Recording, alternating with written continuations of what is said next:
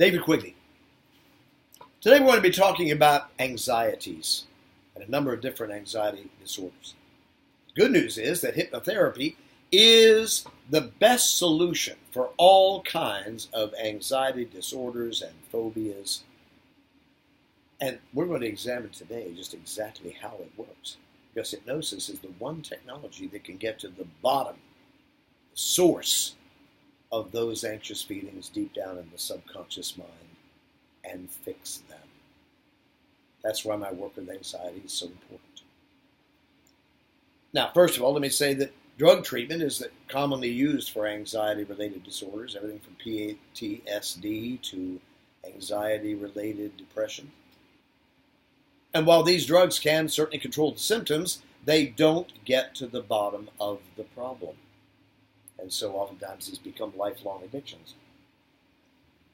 What I'm going to be helping with you today, I'm going to help us to use hypnosis to uncover that underlying cause and clear it. Well, let's begin by a description of what all the different anxiety ailments are. And it begins with phobias. Phobias is an unrealistic, although very intense and physiological response of terror to a particular stimulus that may be quite ordinary. A fear, for example, of closed spaces, elevators, fear of flying in airplanes, fear of snakes. When this phobic reaction is well beyond a person's normal response, we call it a phobia. Now, there's a difference here between, let's say, being attacked by a rattlesnake, which has got its fangs right on out, and I've actually been there. Getting a little bit of fear from that experience would be perfectly normal. I'd say if you aren't afraid, you're not paying attention at that point. So phobias are not about a normal experience that frightens us. They're about something that isn't normal. A tiny little garter snake is not going to scare you unless you have a phobia about it. So phobias, therefore, can be defined as an unrealistically intense, terrified response to a particular stimulus. Another common theme is generalized anxiety. That means I'm just anxious all the time. Sometimes this leads us to something called panic attacks, extreme eruptions of anxiety, often feeling like a heart attack, that occur without any particular stimulation at all. So you have to wonder, what's going on? What's producing these panic attack responses? Only the subconscious mind knows. What is producing these general anxious feelings, this fluttering of the heart, this tension in the belly, this generalized anxiety that many of us carry with us in our bodies throughout our lives? Well, it doesn't have to be a thing. We can go down into that anxiety and heal what's there. So a third type is, we talked about general anxiety. Another type is PTSD, meaning PTSD, a trauma caused by very specific conditions, oftentimes wartime trauma. This experience of terror is best exemplified by the Vietnam veteran who hears the sound of a helicopter outside, and even though he may be in an entirely safe environment, suddenly goes into a panic attack because that helicopter reminds him of what he suffered long ago. This is called PTSD. It's specific stimuli that take us back to these events. And once again, hypnosis is effective because we are able to go back and transform these memories to heal the memories that created this response. Well, let me first say that anxiety is a very normal condition that most of us would have at some point in our lives. I remember when I asked my girlfriend to marry me, I felt a little anxious about that. It's not unusual to feel anxious on your first day of school or your first day at work. These kind of normal anxieties we live through. Don't generally require any hypnosis therapy. But when anxiety is starting to limit your abilities to succeed in life, when these anxieties become overwhelming, and they often do, anxieties tend to grow over time if we don't do anything about them. This is a part of the prognosis of anxiety conditions. They get worse over time until they're treated effectively. So let's say we got a phobia. Let's start with the phobias. If the client has a phobia, let's say, about being on an airplane, this is a common one, flying in airplanes. Traditional therapy might require the client to take a drug prior to getting on the plane, and maybe that's helpful. But if the client needs more, then we can go down into the feelings in the body that come from that phobic reaction. If the client is sitting there on that airplane and they say, in their imagination, they're on that airplane, and they say to me, my heart is pounding, my lip is trembling. These symptoms we can follow in hypnosis all the way down to what your trembling heart and your trembling lips remember that you may have forgotten. It's that simple. A specific transduction down into the body because this is a body memory. And then that part of the body will show us exactly what went on. Now, sometimes we go back to incidents related to airplanes. Here's one client who went back to a past life where they died when an airplane crashed. And certainly that would make him scared to fly in an airplane again. Sometimes, however, we don't go back to an airplane scene at all. Sometimes we go back to a client, in one case, pushed off a balcony. She was way up there on a balcony looking out at this beautiful scene, and the next thing you know, she's pushed off to her death.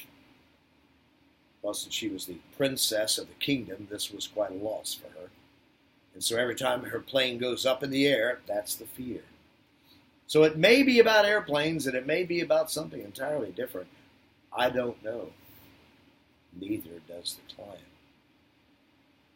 The subconscious mind, the trembling in your heart and your jaw, they remember.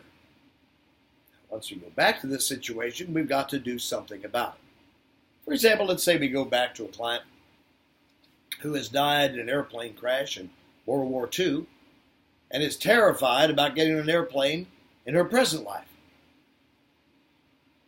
One thing we can use is a technique I learned in past life regression called that was then and this is now technique.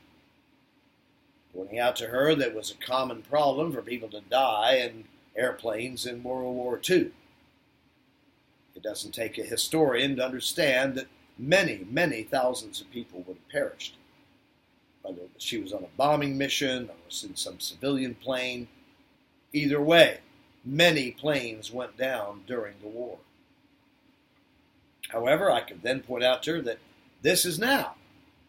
Now, in a world in which very few planes are being shot out of the sky anywhere in the world, this is a time, furthermore, in which air travel is safer than it's ever been. So this was the kind of argument I used with my client, but my client then pointed out that, well, I still don't know if I maybe die on this airplane trip. Maybe I'll be the exception. Maybe I'm cursed. In that case, we had to ask her higher self, is it this client's destiny to die in an airplane crash? After all, it happened once, and the higher self's answer was no. You have no need to worry. That was just a wartime situation. So while I couldn't by myself convince my client to let go of it, the higher self made it clear. On your flights in the 21st century, you are safe. In a hypnotic trance, that's all she needed to restore complete comfort. Here's another one, fear of public speaking. Now, we can do all kinds of things for fear of public speaking. Join Toastmasters, take some classes, learn how to be a speaker. But one of the most important things we can do is to explore what is the source of the anxiety when we're standing up in front of a lot of people. It turns out that is even more than death. Public speaking is one of the most dangerous or scary things in our world today. And yet, many of us have to do public speaking at one time or another. So what we're going to do is go into trance to inside where your body felt this way, like it does on that podium, in front of all those people at the convention. You're feeling it in your body now, the tightness in your throat, the cold sweat upon your forehead.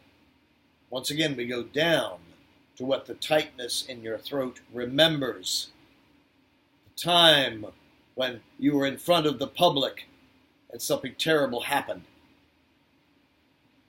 I'll give you a number of similar examples of how the client faced the source of that anxiety. Here was one example. A client had gone back to a speech that he gave as the head of the Sorbonne in the 1300s, a medical doctor of very high reputation, forced to announce that his own son was dead of the plague, as were hundreds of his students and patients, and he felt the hopelessness of that experience.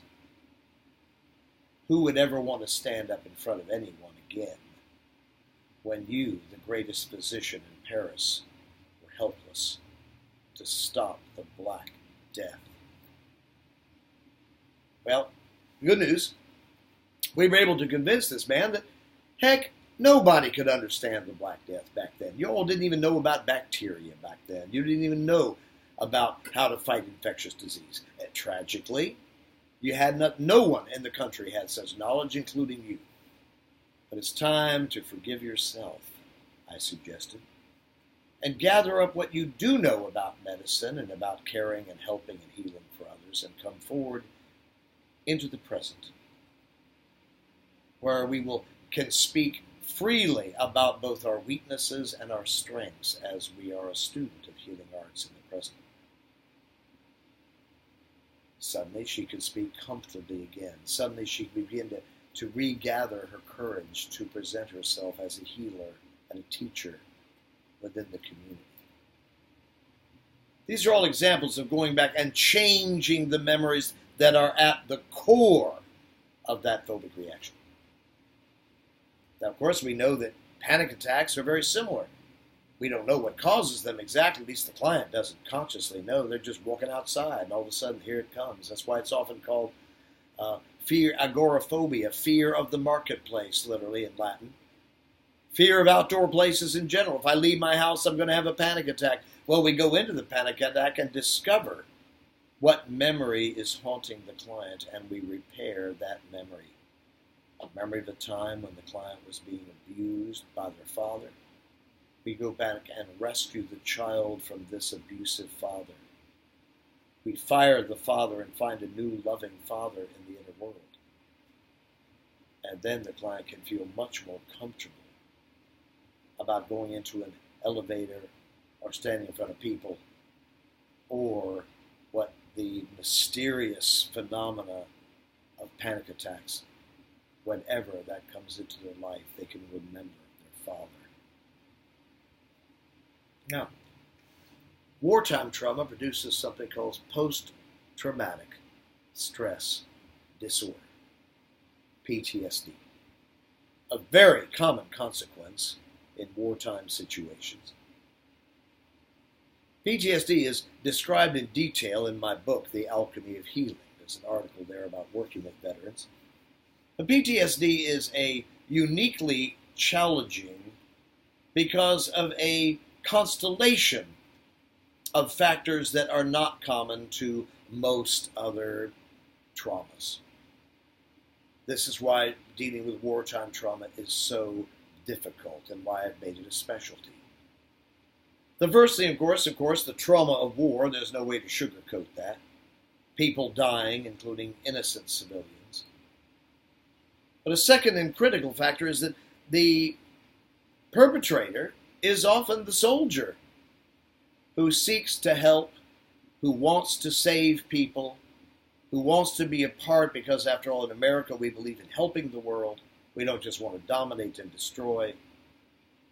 Theoretically, at least, we want to help other people. So the soldier enters that scene and discovers to his horror that he is not helping as much as he is hurting innocent civilians.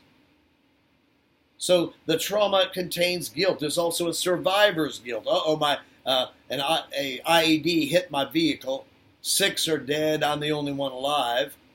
So survivor's guilt will also be haunting, just like the ghosts of his dead comrades. This survivor's guilt holds on to the spirit of the veteran. Furthermore, there's often anger at the viciousness and evil of the enemies whom we fight, and as well as sometimes anger at the allies who aren't doing a very good job in supporting American firepower or rebuilding efforts, and even anger at the commanding officers and the Army and the government of this country for what they are doing wrong. There's a lot of communication that's needed here. There's a lot of guilt, a lot of rage, a lot of shame, along with the hurt. And for PTSD, therefore, it's important that we explore all of this unflinchingly. Let's go back to the battlefield. What do you want to say to the enemy? What do you want to say to those innocents who died in a village bombed by Nepal? What do you want to say to the generals who gave you those orders? What promise can you make to make amends for what you and your government have done? All of these are questions that the soldier must explore when healing PTSD. You must be aware that a lot of anxiety comes from childhood experiences. A mother that was neglectful, a father that was abusive or mean. All of these create a hole inside of us, a hollow place where we have no sense of safety. The first thing a family is supposed to give to their child is safety. Without that, we live our whole lives in anxiety. Living one's whole life wondering when this man in the bus next to you is going to explode the way your father did. Wondering all your life whether that woman you married is going to wind up being critical and abusive like your mother was. All of us have to live with these experiences. But those who suffer anxiety often do so because they cannot escape the anxiety, the trauma, the pain of their childhood, which is exactly why we have to go back and repair the damage to childhood, even if that means finding a new loving father and mother in the inner world, bonding them to my client's daily life. So every time I say, you enter a crowded elevator where we know we have a phobic reaction, you bring your inner father with you and feel his arm protectively around you. These are the ways that we use inner parents to eliminate phobic reactions and anxiety. Now, the good news is this doesn't take a lot of time. Building these kind of resources and anchoring them to every phobic reaction you have, making sure every time you have a phobic reaction you remember to call in these resources, this insight, doesn't take a long time, a couple of sessions maybe. If you're interested, please give us a call. But there's no reason you should have to live with these kind of phobic reactions and anxiety for the rest of your life. Not only will they slow you down, but eventually they may even stop that heart which is pounding so strongly. Let's take care of your heart instead. Get some work on those anxieties. Thank you.